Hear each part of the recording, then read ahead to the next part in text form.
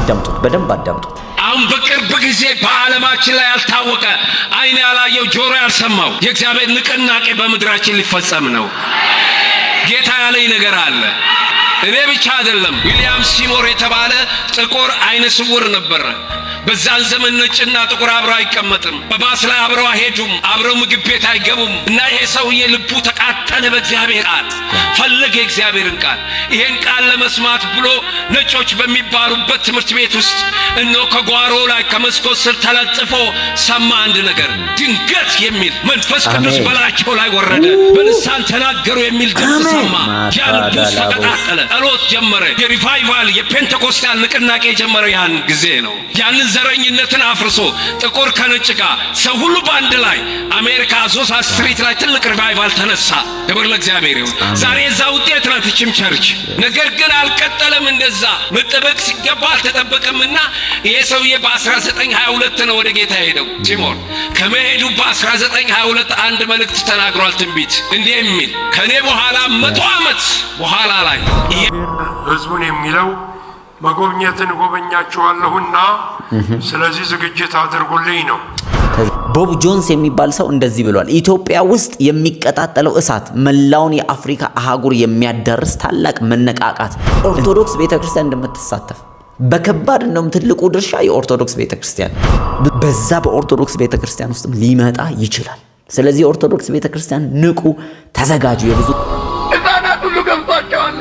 ጥያቄው ኢኮኖሚ አይደለም። ጥያቄው ሌላ ነገር አይደለም። ዘርዘ ሶሉሽን አንድ መፍትሄ አለ።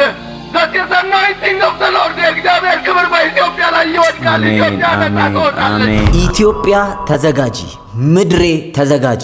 ሊመጣ ሊገለጥ ያለ ክብር አለ። ያንን ክብር እግዚአብሔር ከረዳን እኔና እናንተ በእኛ ትውልድ፣ በእኛ ዘመን፣ በእኛ ህዝቦች መካከል እናየዋለን።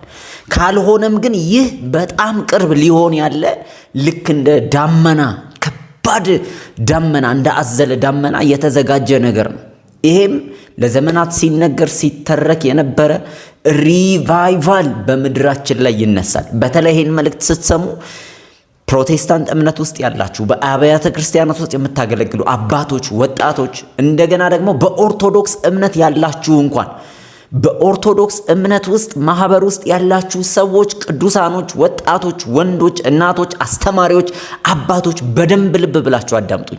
የዚህ ሪቫይቫል ተካፋዮች እናንተም ናችሁ። በዋናነት በጣም በብዙ ዘመናት እግዚአብሔር በአባቶች፣ በነቢያቶች፣ በአገልጋዮች ስለ ሪቫይቫል በተለይ በዚህ በምስራቅ አፍሪካ ላይ ከምስራቅ አፍሪካ ደግሞ ተለይቶ ኢትዮጵያ ላይ ሊመጣ ያለ ልክ እንደ ዳመና ምድርን እግዚአብሔር የሚደርስበት እቺ ጥንታዊ ከተማ አስቀድማ በመጽሐፍ ቅዱስ ከተጠቀሱ ምድሮች መካከል የሆነችው ኢትዮጵያ ወደ ዓለም ሁሉ የምትዘረጋበት ጊዜ እንደደረሰ እየተናገሩ ነው። ማለትም ኢትዮጵያ ተቀባይ ብቻ አትሆንም፣ ከዚህ በኋላ ሰጪ ትሆናለች። የምትሰጠው ደግሞ ኢኮኖሚካሊ መስጠት ትጀምራለች።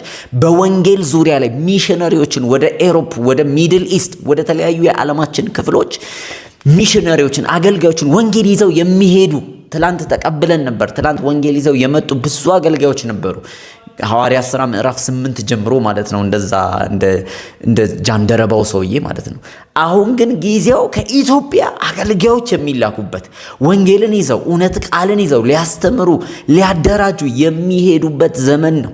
ሌላው ዓለም ሁሉ ወንጌልን እየጣለ ቸርቹን እየዘጋ ቤተክርስቲያንን እየዘጉ ይህ መጫወቻ ስፍራ መዝናኛ ስፍራ ያረጉትን ሁሉ እንደገና አስከፍተን ለእግዚአብሔር ክብር እንደገና የምናደራጅበት ዘመን ደርሷል። ለዚህ ታላቅ ሊሆን ላለው ሪቫይቫል ግን ቤተ ክርስቲያን ተዘጋጅተሻል ወይ? ወንዶች፣ ወጣቶች፣ ሴቶች፣ ልጆች ተዘጋጅታችኋል ወይ? መጽሐፍ ቅዱስ ጌታ ኢየሱስ ሲናገር በመጨረሻው ዘመን ከመንፈሴ በወንዶችና በሴቶች ልጆች ላይ አፈሳለሁ። ይሄ የመጨረሻው ዘመን የሪቫይቫል ሲዝን ነው። ዛሬ ጥቂት ስለ ሪቫይቫል ነው የምነግራችሁ። መጽሐፍ ቅዱሳዊ እውነታው ምንድነው? ሪቫይቫል ስለ ኢትዮጵያስ ደግሞ ሲነገሩ የነበሩ ሪቫይቫሎች ምንድን ናቸው? ምን ተብለው በቀጥታ ተነግረዋል? ምንስ እንጠብቅ? ደግሞ ይሄ ሪቫይቫሉ ከየት ይጀምራል የሚለውን በትንሽ በቀጽበቱ ልነግራችሁ ፈልጋለሁ።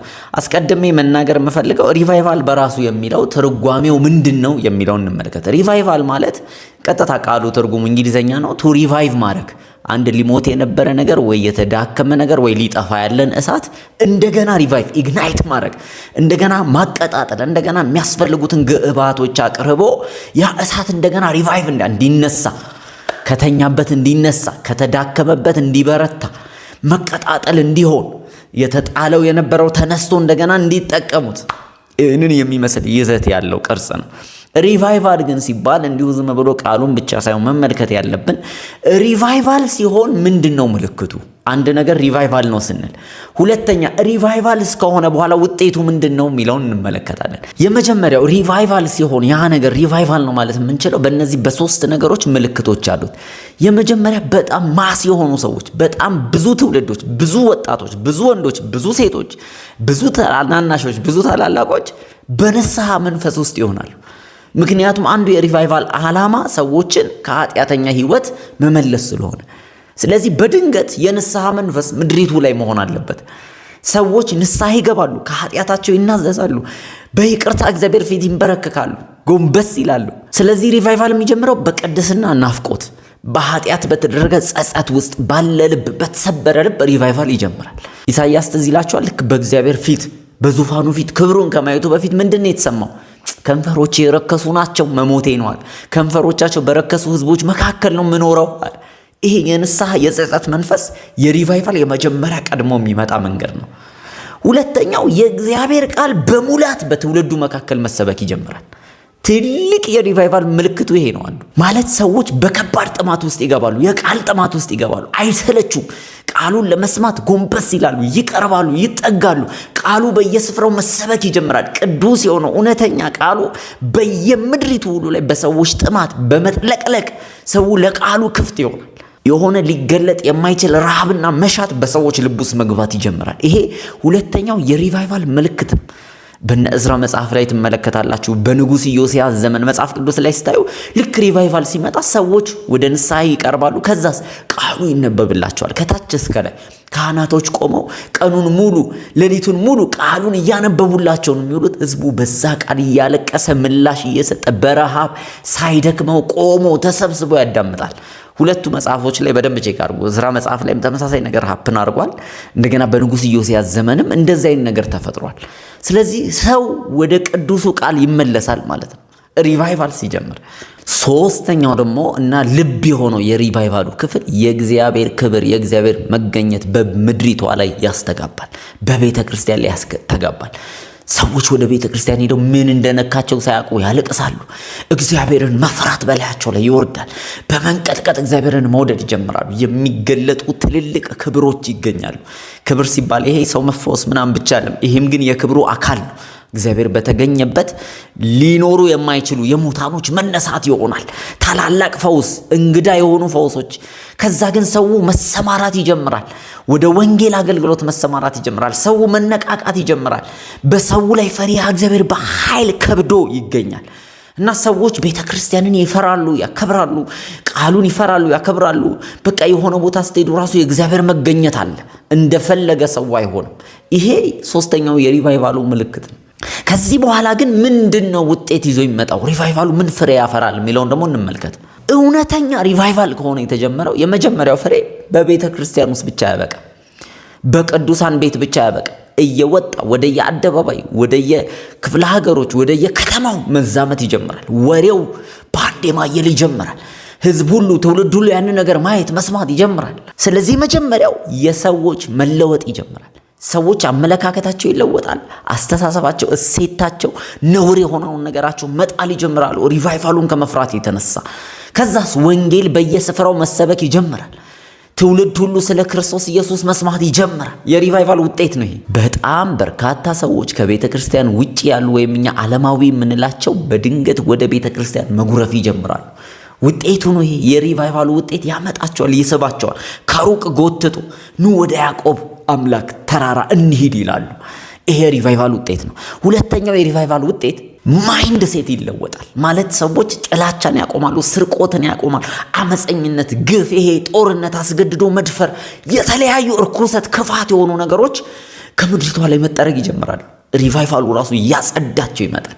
ሰዎች ሳይፈልጉት እርስ በእርሳቸው በተጽዕኖ ውስጥ ይሆናሉ። በሪቫይቫሉ በእግዚአብሔር ክብር ስለሚገኝ እርስ በእርስ መዋደድ ይጀምራሉ። ጥላቻን፣ ክፋትን፣ አመፀኝነትን እየጣሉት ይመጣሉ። እግዚአብሔር ስላለ ማለት ነው።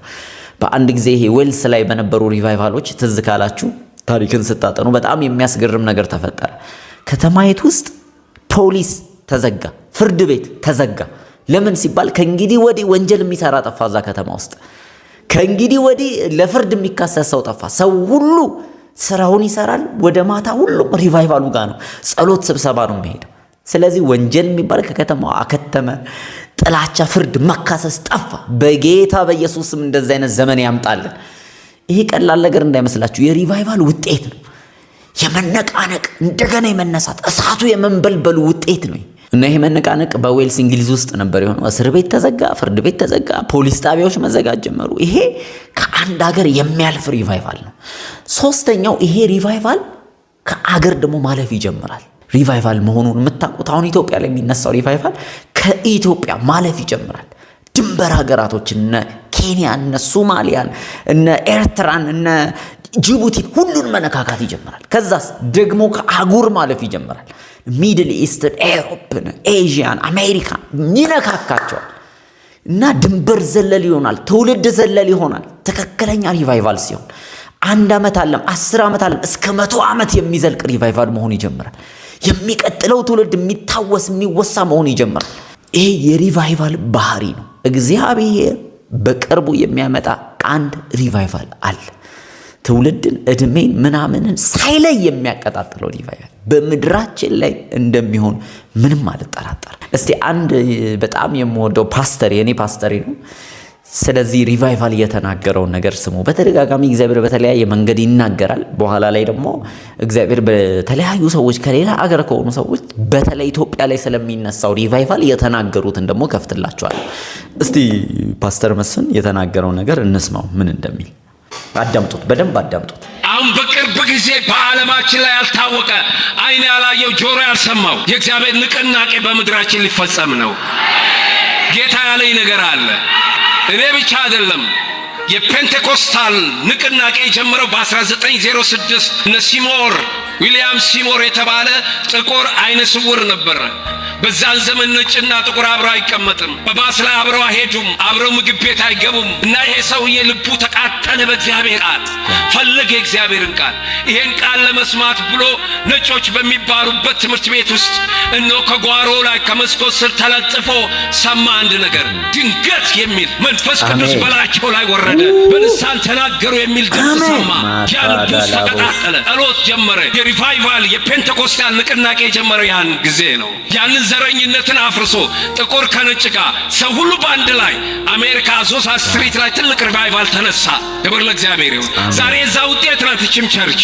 ነገር ግን አልቀጠለም። እንደዛ መጠበቅ ሲገባ አልተጠበቀምና ይሄ ሰውዬ በ1922 ነው ወደ ጌታ ሄደው። ሲሞር ከመሄዱ በ1922 አንድ መልእክት ተናግሯል፣ ትንቢት እንዲህ የሚል ከኔ በኋላ 100 ዓመት በኋላ ላይ ይሄ አሁን የተነሳው ሪቫይቫል የሚሽን ሪቫይቫል ነው፣ የወንጌል ሪቫይቫል ነው። ከ100 ዓመት በኋላ የሚመጣው ሪቫይቫል ደግሞ አለ ክርስቶስ ኢየሱስ ቤተክርስቲያን ልትነጠቅ ዘመን ስለሆነ በአይነቱ የተለየና ያልተጠበቀ እንግዳ ነገር የሚሆንበት ከ100 ዓመት ሪቫይቫል ይነሳል አለ።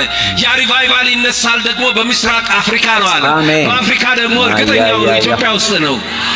አይን ያላየው ጆሮ ለዓለም የሚሆን ወንጌል የሚነሳው ያመነ አሜን በላይ። አሜን። እንሩጥ፣ በዚህች አንርካ። ከፊታችን አለ ክብር። ኦሻካፓ ወሻወሽ ክርስትና ተው፣ ወሻወሽ ክርስትና በዚህ አንረካም። ይሄ የእሱ እጅ ምልክት ነው። ገና እንወርሳለን ክብርን። ሃሌሉያ። አሁን ለዛ ፕሮግራም በዚያ 19ና 20 ከአፍሪካ በአጠቃላይ መንፈሳዊ ሰዎች ይመጣሉ። አዲስ አበባ ላይ እኛ ያዘጋጀነው ፕሮግራም አለ።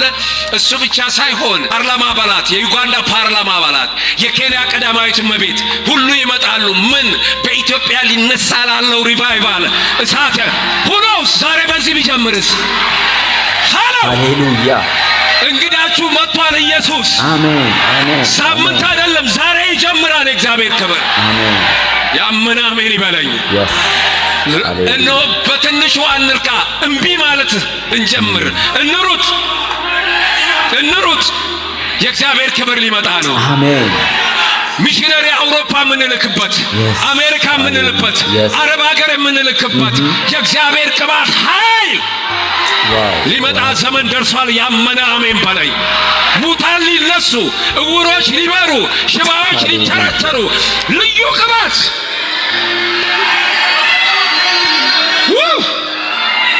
ስማ እንጂ አንዴ ስሙኝ እዚህ ጋር ማለት ነው። ምናልባት በተለያየ ስራ በልዩ ልዩ አገር ራሱ ያላችሁ በአረብ ሀገራቶች ውስጥ ያላችሁ በቤት ውስጥ ልታገለግሉ ሄዳችሁ እንደገና በሌላም ስራ ተሰማርታችሁ ያላችሁ ተዘጋጁ። እናንተም የክብሩ ተካፋይ ናችሁ።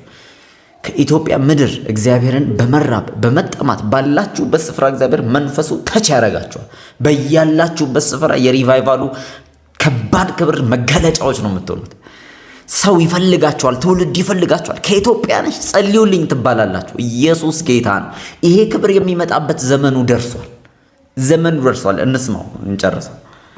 ፓስተሬ መጀመሪያ ሲጀምሩ ነው ቀለም የመረጣችሁት፣ አሁን ነው ፊኒሽንግ ላይ ነው።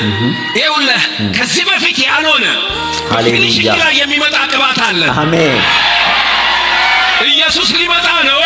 አሜን። ማን የተዘጋጀ? እቺ ጫምጃዳ አሮጊት ቤተክርስቲያን አትነጠቀም፣ ግን አስሞሻሩ መንፈስ ቅዱስ ይመጣል። ንቅናቄ ይፈጠራል። ዋው! እርግጠኛው ነው እዚች ምድር ላይ የፈውስ ፕሮግራም ብለን የማናዘጋጅበት ጊዜ ይመጣል። አንተ ባለበት እውር ይበራል። በመስሪያ ቤት ውስጥ፣ በንግድ ቦታ ላይ በመስሪያ ቤት ላይ አጋንንት ተቀምጦ አብሮ ላይ አያመልክ የጠላት ኃይል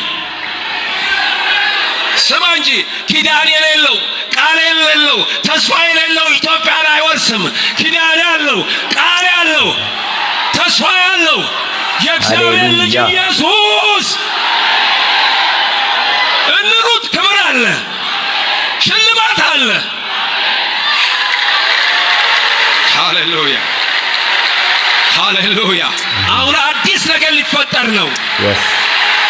አሁን የሚነሳው ቅባት በከተማችሁ ውስጥ እንደተደረገው ሰዎች ፖስት የሚደረጉበት ሳይሆን ትውልድ ላይ ኢየሱስን ፖስት የሚያደርግ አንድ አዲስ ንቅናቄ ከማን everybody ሃሌሉያ ሃሌሉያ።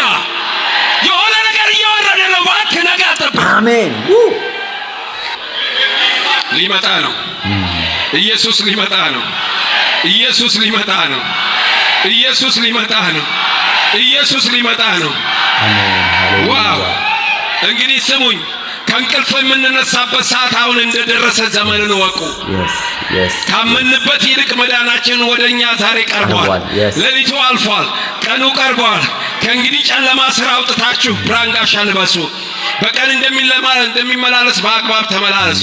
በዘፈን በስካር አይሆን፣ በዝሙት በመዳራት አይሆን፣ በቅናት በክርክር አይሆን። ነገር ግን ጌታ ኢየሱስ ክርስቶስን ልበሱት። ምኞትን እንዳይፈጽም ለስጋ አታስቡ ይላል። ከእንቅልፍ የምንነቃበት ንቁ በሉ እስቲ። ንቁ ከምን? ከእንቅልፍ። ሁለተኛ እወቁ ምኑን? ዘመኑን። ምንድነው ዘመኑ? ኢየሱስ ሊመጣ ነው። አውልቁ ምንን? ኃጢአትን፣ የጨለማ ስራን አውልቁ። ልበሱ ምንን? ኢየሱስን። እንዲህ በሉ እስቲ፣ ንቁ በሉ እስቲ። ንቁ፣ እወቁ፣ አውልቁ፣ ልበሱ በሉ እስቲ። ያመነ አሜን ይበለኝ። አሜን። መኝታ መንፈሳዊ አንተ የምትተኛ ንቃ፣ ከሙታን መካከል ተነስ። ማን ያበራልሃል? ክርስቶስ ያበራልሃል። ሃሌሉያ ያበራልሃል። ቀኖቹ ክፉዎች ናቸው። ዘመኑን ዋጁ። ቀኖቹ ክፉዎች ናቸው። ዘመኑን ዋጁ። ዘመኑን ዋጁ። የጌታ ፍቃድ ምን እንደሆነ አስተውሉ እንጂ ሞኞች ጅሎች አትሁኑ። እባካችሁ አትገፋፉ። ዘመን መጥቷል። አሁን ሃሎ አሜን። ዘመን መጥቷል። ኢየሱስ ሊመጣ ነው። እኛ ወደ እሱ እንድንሮጥ ሃሌሉያ ሃሌሉያ። ሲዋህ በሉ እስቲ። ዛሬ እኔ ቀናት የሚል ማን? ዛሬ እኔ ቀናት። ስሙ ለዘላለም ይባረክ። አሜን። ዋው! በጣም የሚያስገርም መልእክት ነው። አንድ ደግሞ ሐዋርያው ዳንኤል በጣም የተወደደ የእግዚአብሔር ሰው ናቸው። እንግዲህ አንቱም ማለለው መንፈሳዊ ቅርብ የሆኑ ሰዎችን አንተ ነው የምጠራው። አንዳንድ ባህል ላይ አንቱ ማለት ማራቅ ስለሆነ ነው። በጣም ወዳቸውን ሰዎች አንተ ብዬ ነው ማወራው፣ መናቅ አይደለም። እስቲ ሐዋርያው ዳንኤል ደግሞ የተናገረውን እግዚአብሔር ሕዝቡን የሚለው መጎብኘትን ጎበኛችኋለሁና ስለዚህ ዝግጅት አድርጉልኝ ነው። ተዘጋጁ። ጌታ ይባረክ። ታላቁን ጌታ ታላቁን ንጉሥ ለመቀበል ለማስተናገድ ልባችን የተዘጋጀ ይሁን። አሜን። ውስጣችን የተዘጋጀ ይሁን። የቤተ ክርስቲያንም የተዘጋጀች ትሁን። አሜን። ታዲያ ያ ጊዜ ምን አይነት ጊዜ ይሆናል ብትሉ የክብር አገልግሎት የሚገለጥበት ጊዜ ነው። ብዙ ጊዜ ሰዎች ይሄንን ስል ግራ ይጋባሉ። ምንድነው የክብር አገልግሎት? አሁን ያለው የምን አይነት አገልግሎት ነው ይላሉ። የክብር አገልግሎት ማለት እግዚአብሔር ብቸኛ ሆኖ የሰው እርዳታ እጅ መጫንም የአገልጋዩ ወዲያ ወዲህ ማለትም ሳያስፈልገው እግዚአብሔር ብቻውን ሆኖ የሚሰራበት ማለት ነው። አሜን። አንድ ምስክርነት ነግሬያችሁ ወደ ቃሉ እሄዳለሁ። ምንድነው? በፈረንጆች አቆጣጠር በ1997 ዓመተ ምህረት እዚህ ሀገር መጥቼ በድሬዳዋ ላይ ኮንፈረንስ አድርገን ነበር በስታዲየም እና በጣም ብዙ ድንቅ ነገሮች ሆኑ። ብዙ ነፍሳት ወደ ጌታ መጡ። ከሁሉ በላይ ድንቆችም ታምራቶችም ሆኑ። ነገር ግን በኋላ ቆይቶ እኔ ራሴ አንድ ምስክርነት ሰማው። ምስክርነቱን የነገረኝ ከሐረር አካባቢ ይኖር የነበረ አሜሪካ የመጣ አንድ አገልጋይ ነው። ይሄን ሰምታሉ ብሎ ነገረኝ። ምንድነው የነገረኝ? ስለ ክብር አገልግሎት ነው የምናገረውና አንድ ልጅ በአንድ መንደር ውስጥ ይኖር ነበር። ሽባ ነው፣ መንቀሳቀስ አይችልም። ለስንት ዓመት ሽባ እንደነበረ አላቅም እኔ እና ተሸክመው አመጡትና እዛ ስታዲየም ውስጥ ሰዎች ጌታን ሲቀበሉ ምን ሲል ለበሽተኞችም ሲጸለይ ነበር ይመስለኛል። አንድ በጣም የታወቀች ልጅ ጌታን የምትወድ አይነ ስውር የነበረች አይኗ በራ። በዛ ምክንያት ህዝቡ ኤክሳይትመንት ውስጥ ገብቶ ስለነበረ ወዲያ ወዲህ ሲሯሯጥ ህዝቡ ስታዲየም ውስጥ አለቀና ሲሄዱ ያንን ሽባ ልጅ ረስተውት ሄዱ። ስታዲየም ውስጥ ረሱት። ያመጡት ሰዎች ባደራ ወደ ቤቱ ይዘውት አልሄዱ። ስለዚህ ህዝብ ወጣ። አንድ ብቻውን በስታዲየም ውስጥ በሮቹ ተቆላልፈው እዛው አደረ። የሚገርመው ግን ነገር ጠዋት ሲነጋ ያ ሽባ የነበረ ልጅ ራሱ እየተራመደ ወደ መንደሩ ሄደ። ሃሌሉያ ሃሌሉያ። እግዚአብሔር ይባረክ። የሆነው ምንድነው? ሌሊቱን እሱና ጌታ ተገናኝተዋል ማለት ነው። አሜን። የክብር አገልግሎት ማለት ያ ነው። አሜን። ጌታ ከህዝቡ ጋር ሲገናኝ፣ አሜን። እኛ ከጌታ ጋር ስንገናኝ፣ አሜን። ክብር ለስሙ ይሆንልን። አሜን። በእውነት የሆነ የክብር አገልግሎት ምድራችን ላይ መገለጡ የማይቀር ነው። ይሄን ነገር ተጠባበቁ። ይሄንን እምላችሁ ሪቫይቫሉ የሚነካው ሁሉንም ስለሆነ ነው። ከዛ በፊት አንድ ነገር ልንገራችሁ። ሌሎች የዓለም ውጪ የሆኑ ሀገራቶች ኢትዮጵያ ላይ ስለሚነሳው ሪቫይቫል እና አሁን ደግሞ ያለው የሚታየው በጣም ተቃራኒ የሚመስለውን ነገር እንዴት አስቀድመው እንደተነበዩ ልነግራችሁ ፈልጋለሁ። በዋናነት እነዚህ ሶስት ትንቢቶች በዋናነት በተለያየ ዘመን በተለያዩ የእግዚአብሔር ሰዎች ኢትዮጵያን የማያውቋት ሰዎች ጨምሮ ሪቫይቫሉን ሲናገሩ ነበር። በምስራቅ አፍሪካ ኢትዮጵያ በምትባል አገር የሚነሳ የመጨረሻው ዘመን የእግዚአብሔር ክብር አለ ብለው። ታዲያ እነዚህ የመጀመሪያው ይሄኛው የተናገሩት ትንቢት የመጀመሪያው የወንጌል እሳት ወይም ሚስዮናዊ የሆነ ሪቫይቫል ይነሳል ነው የሚሉት። ምን ማለት ነው? ይሄ ከኢትዮጵያ ውስጥ ከኢስት አፍሪካ ውስጥ የሚነሳ እሳት አገልጋዮችን ሚስዮናውያኖችን ወደ ሌሎች ዓለሞች አገራቶች አህጉራቶች እየላኩ ወንጌልን በምድር ላይ የሚያዳርሱ የመጨረሻው ዘመን አገልጋዮች። ኢትዮጵያ የምትባለው ሀገር የእግዚአብሔር አገልጋይ አገር ትሆናለች። ይላሉ። ሁለተኛው ደግሞ ዩዝ አዌክኒንግ፣ ይሄ በኃይለኛ የወጣቶች ለጸሎት፣ ለመንፈሳዊ ነገር፣ ለእግዚአብሔር ቃል ረሃብ መነቃቃት ይሆናል። ወጣቶች ላይ ያተኮረ ሪቫይቫል ማለት ነው። ታውቃላችሁ ሪቫይቫል ሞስትሊ ወጣቶች ላይ ያተኩራል። ምን ማለት ነው? አባቶች ጋር አይመጣም ማለት አይደለም። ሞር ግን እግዚአብሔር ረጅም ዘመን ሊጠቀምባቸው የሚነካቸው በዘመኑ ያሉ ወጣቶችን ነው። እንደነ ሳሙኤል አይነት ማለት ነው። ድምፅ መስማት የጀመረ ሳሙኤል፣ ኤሊ አልሰማውም፣ ሳሙኤል ግን እየሰማው ነበር ያንን ድምፅ። ነገር ግን ሳሙኤል ሰምቶታል ማለት ኤሊ አያስፈልግም ማለት ደግሞ አይደለም። ኤሊ ነው የተረጎመለት የተናገረው ነገር። ኤሊ እውቀቱ አለው፣ ሳሙኤል ግን ያ መንቃቱ እሱ ጋር መጥቷል። ድምፅ አለው። ስለዚህ ያች ወጣቶች ጋር ድምፅ አለ። ትላንት ደግሞ የነበሩ አባቶች እንደነ ኤሊ በቅንነት ምን ማድረግ እንዳለባቸው አቅጣጫ ያስይዛሉ ማለት ነው። ስለዚህ በወጣቶች ዙሪያ የሚነሳ ከፍተኛ ሪቫይቫል አለ። ታውቃላችሁ ምድራችን ይሄ ሪቫይቫል ይነሳል እንኳን ቢባል ለዚህ የተዘጋጀች ነች። ኦልሬዲ ሬዲ ሜድ ነች። ለምን? አብዛኛው የኢትዮጵያ ሕዝብ ወጣት ነው። አብዛኛው ሕዝብ ኢትዮጵያ ውስጥ ወጣት ነው። ታውቃላችሁ ይሄንናል። አብዛኛው ከ25 ዓመት በታች በጣም ብዙ ቁጥር ነው ኢትዮጵያ ውስጥ። ስለዚህ ይሄ ወጣት ጄኔሬሽን ሪቫይቫሉን የሚጠብቅ ጄኔሬሽን። ሶስተኛው የተነገረው ትንቢት ወደ ታላቅ ብርሃን ማለት ኢኮኖሚካሊ ብርሃን ይሆናል፣ በሰላም ብርሃን ይሆናል። አሁን የምታዩት ጨለማ ልክ እንደ ምጥ ነው ብለው ነው የተናገሩት። ይህንን ራሱ ስፔሲፊክሊ ተናግረዋል። ሊመጣ ሊገለጥ ካለው ብርሃን በፊት ከባድ ጨለማ ይገለጣል አሉ። ይሄ ሲዝን ማለት ነው። ከመቼውም ጊዜ በላይ በእነዚህ 5-6 ዓመት ውስጥ ኢትዮጵያ ብዙ ህዝብ በጦርነት ያጣችበት፣ ብዙ ረሃብ፣ ቸነፈር፣ በሽታ ያስተናገድንበት ሲዝን ነው። ኢኮኖሚካሊ በጣም ከባድ ግሽበት ውስጥ የገባንበት ሲዝን ነው። ከባዱ ጨለማ ይሄ ነው ለኛ።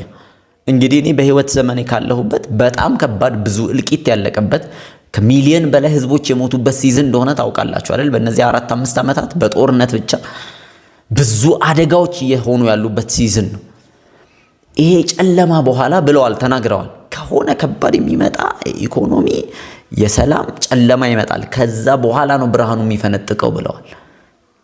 አሁን ጊዜው ነው። ጨለማውን አልፈን አሮጌውን ነገር ገፈን ወደ ክብር ወደ ብርሃን የምንገለጥበት፣ ጠላት ይሄንን አውቆ የመጨረሻውን ፍልሚያ የሚፋለምበት ሲዝን ቢኖር ይሄ ሲዝን ነው። አሁን ያለንበት ይሄ ማለት ነው። ይሄ ግን ሲዝን አልፎ እግዚአብሔር በክብር ይገለጣል ለምድራችን። ይሄንን እወቁ፣ ተዘጋጁ።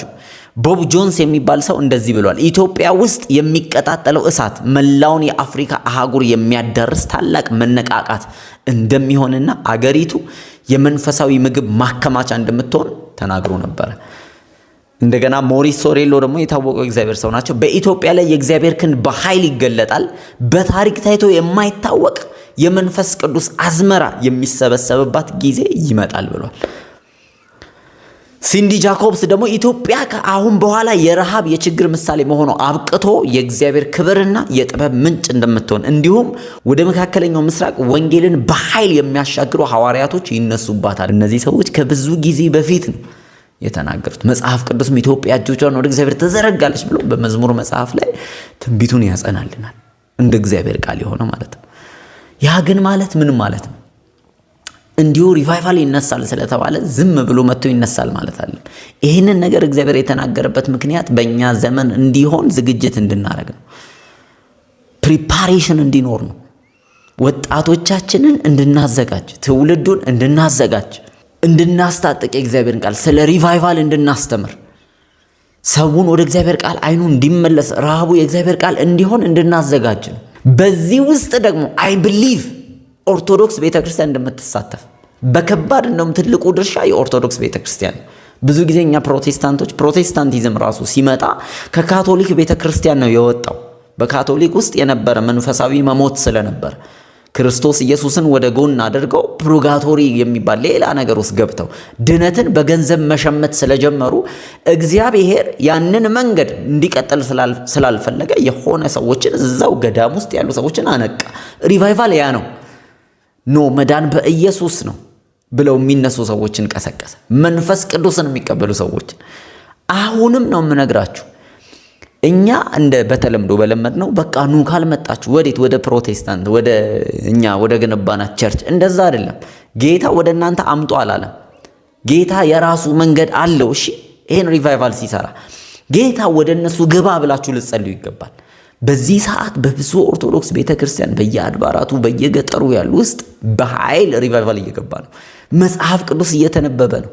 ወጣቶች በሚገርም ሁኔታ የእግዚአብሔርን ቃል የክርስቶስን ቃል ለማንበብ ብርቱ ረሃብ እንዳሁኑ እንደምታያቸው እንዳይመስሏቸው አንዳንድ ቦታ በከባድ ሁኔታ፣ በዛው ልክም ደግሞ ተቃዋሚው መንፈስ በሌላ ጥመት ትውልዱንም እየነዘነዘ ነው። የማይሆን ነገር ልክ ያልሆነ ከክርስቶስ ትምህርት ውጭ የሆነውን ነገር በአይምሯቸው ውስጥ ሊጠምድ እየፈለገ ያለበት ሲዝን 100% ነው የምነግራችሁ። እመኑኝ፣ የእግዚአብሔር ክብር ይገለጣል። በዛ በኦርቶዶክስ ቤተክርስቲያን ውስጥም ሊመጣ ይችላል። ስለዚህ ኦርቶዶክስ ቤተክርስቲያን ንቁ፣ ተዘጋጁ። የብዙ ታሪክ ባለቤቶች ናችሁ። የተዘጋጀ ትውልድ አላችሁ። ትላልቅ ስፍራ አላችሁ። እሴቱ አላችሁ። ቅንነቱ፣ ጨዋነቱ አላችሁ። በዛ ላይ ግን ክብሩ ይገለጣል። ስለዚህ ራሳችሁን አዘጋጁ። ስርዓት ወይም ደግሞ ይሄ የመጣውን ሪቫይቫል ፈርታችሁ አዲስ ስርዓት እንዳይፈጥርባችሁ በሚል ሪቫይቫሉን እንዳታዳፍኑት። የእግዚአብሔር የሚቀሰቀሰውን ነገር ማዳፈን የለባችሁ። መንፈስን አታጥፉ፣ እሳትን አታጥፉ። እግዚአብሔር ይገለጥበት፣ ይስራበት፣ ይታይበት። ይሄንን ነው እኛ የምንፈልገው። ስለዚህ ተዘጋጅ የኦርቶዶክስ ቤተክርስቲያን ብዬ ላባብላችሁ ልነግራችሁ እወዳለሁ። በጣም አስፈላጊ ነገር ስለሆነ በዚህ ወቅት ማለት ነው። ለዚህ ነገር እንድትዘጋጁ እነግራችኋለሁ። የመጨረሻው እስቲ አንድ ቪዲዮ ደግሞ ቀደም ካሉ አገልጋዮች ወንጌላዊ ዓለምነህ ታውቁታላችሁ፣ ስለ ሪቫይቫሉ ያለውን እንስማ። ከተማ ደግነቱ አስተዋለህ 1996 ዳር እያገለገል የእግዚአብሔር ክብር ከመምጣቱ የተነሳ ከሌሊቱ 6 ሰዓት በከተማይቱ ላይ ከግሎሪው የተነሳ ህዝቡ መንቀሳቀስ አይችልም። ወደ ምሳ ሲሄድ ከመሪዎችና ከአገልጋዮች ጋር ከኋላ አንድ ልጅ ኮርኬ ይለካል። መንፈስ ቅዱስ ወደ ኋላ ዙር አለኝ። ዞር እኔ የረገጥኩትን የገበያውን ዱካ አቧራውን ይለካል። የቀኝ እግሩን በቀኝ እግሬ ላይ ይለካል። ይህንን ልጅ ጠይቀው አለኝ። አንተ ለምንድን ነው አለኝ። ቀባ ፈልጋለሁ። አንተ የረገጥክበትን ቦታ ብለህ ትቀባለህ። ዘኳይት ነው ፋናይቲንግ የጥያቄው ብዛት ክብር ክብር ክብር እንዴት ነው የምትቀባው? ጅጅጋ ሰሞኑን እያገለገልኩኝ ህፃናት እያለቀሱ ቤቢ ለምንድን ነው የምታለቅሰው? እኔም እንዳንተ እንዳገለግል ብዬ ነው። የ8 ዓመት ልጅ ልቡ ያለቅሳል። ትውልድ ገብቶታል። ፓስተር ኢትዮጵያ ገብቶታል። ፓስተር ወርቁ ኢትዮጵያ ገብቶታል። የኢትዮጵያ ጉዳይ መፍትሄው ቅባቱ ጋር ነው። ህፃናት ሁሉ ገብቷቸዋል። ጥያቄው ኢኮኖሚ አይደለም። ጥያቄው ሌላ ነገር አይደለም። there is a solution። አንድ መፍትሄ አለ። ዘቴሰናይቲንግ ኦፍ ዘ ሎርድ የእግዚአብሔር ክብር በኢትዮጵያ ላይ ይወድቃል። ኢትዮጵያ ነጻ ትወጣለች። አሜን አሜን አሜን አሜን። የእግዚአብሔር ስም ይባረክ። ስለዚህ አሁን የምነግራችሁ ለኢትዮጵያ መፍትሄው ትልቁ ነገር ቅባት ነው። ከሰሞኑ እንግዲህ ቢያንስ ለ20 ቀናት የሚሆን በሰሜን ኢትዮጵያ ስንዞር ነበረ። ይሄንን ነገር በዛ ላሉ አብያተ ክርስቲያናቶች ለመናገር እግዚአብሔር ራእይ ሰጥቶ እግዚአብሔር ሊገልጥ ያለ ትልቅ ክብር እየመጣ እንደሆነ ቤተክርስቲያን እንድትዘጋጅ ከዛ ደግሞ ምድሪቱን እየዞርን እየጸለይንበት መንፈሳዊ ከበባ ይሄ ስፒሪቹዋል ማፒንግ እየሰራን ነበር ስንዞር የነበረው። እግዚአብሔር በብዙ ሲያስደንቀን ኮንፈርም ሲያደርግልን ቆይቷል። እመኑኝ በእርግጥ ይሄ ታላቅ ነገር ይጀምራል። ከማጠብቁት ከተማዎች በሰሜን ካሉ በቃ በትላልቅ ከተማዎች ውስጥ የሚጀምር ክብር አለ። ለዛ ክብር ራሳችሁን አዘጋጁ። በቅድስና እግዚአብሔርን በመፍራት በንስሐ መንፈስ በመሆን ክብሩን ተጠባበቁ። በእውነት ይገለጣል አምናለሁኝ። ይህንን ክብር እሳቱ ሊገለጥ እንደሆነ የምታምኑ በሙሉ ታላቅ ክብር ይሆናል ብላችሁ አስተያየት መስጫ ላይ ጻፉ። ይህንን ቪዲዮ ደግሞ ለ10 ሰው ለ20 ሰው ለ30 ሰው ክብሩን ለሚጠሙ ለወጣቶች ሼር በማድረግ አብራችሁ እንድታገለግሉ ጋብዛችኋለሁ። በእርግጥ እግዚአብሔር በምድራችን ላይ ይገለጣል። ከምድራችን ያለፈ የቅባት ኃይል ይገለጣል። ኢትዮጵያ ወደ ብዙ ዓለማቶች እጇን ክርስቶስን ይዛ ትዘረጋለች። ስሙ ይባረክ። ወዳችኋለሁ። ጸልዩልን፣ ጸልይላችኋለሁ። መልካም ጊዜ ይሆንላችሁ።